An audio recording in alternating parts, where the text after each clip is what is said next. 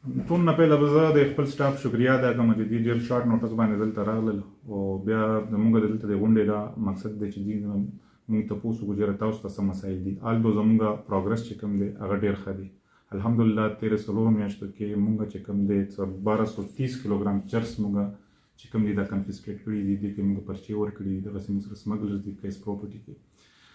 دې نه علاوه موږ سره چې کوم دی ټیمپرډ ویکلز موږ کنفسکیټ کړي دي. دا تقریبا 65 جوړېږي چې په دې کې 20 نه والا 25 پورې نان کسټم پیډ ویکل دي. نو موږ نن چې دا غونډه راوځي شوي یو دا مقصد دا دی چې دلته کې د خپل سټاف نه دا تپوس کوم چې تاسو ته څه مسایل دي. تاسو ته چې څه مسایل دي ما ته ووایي چې زه تاسو ته هغه مسایل ستاسو زه حل کوم. نو سیکنډ زما دا اوبجیکټیو دی چې موږ د منشیاتو خلاف چې کوم کمپین د ډي جي صاحب شروع دی چې هغې خلاف موږ دا کاروایانې دي دا مزید تیزي.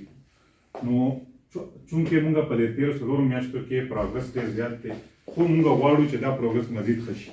نو هغې دپاره تاسو خپلې کاروایانې تیز کړئ. خپل انټیلیجنس بیس اپریشنز چې کوم دي دې کې تیزي راولئ.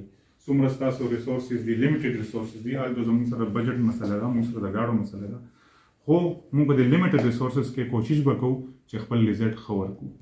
بل یو بل میسج تاسو له زه دا کنوی کوم چې دا منشیات چې کوم دي خاص کر آیس د نوې کول چې کوم تباهي دي آیس کوم شروع کړې ده نو هغې خلاف تاسو ګرینډ اپریشنز وکړئ. خاص کر د تعلیمي ادارو کې چې کوم طلبا دي دا په دې علت باندې راغلي دي نو تاسو انټیلیجنس بیس اپریشنز وکړئ. موږ له دای په جورسډکشن کې د کاروایي اجازه نشته خو آی ته چې کوم سپلای اینډ چینج کې کوم هغه دی کم از کم دا چې ولا موږ مات کړو. دا یو ناسور دی او دا په معاشره کې ډېر زیات شوی دی. نو تاسو ډېر زیات کوشش وکړئ چې آیس خلاف خپل کاروایي تیزی کړئ.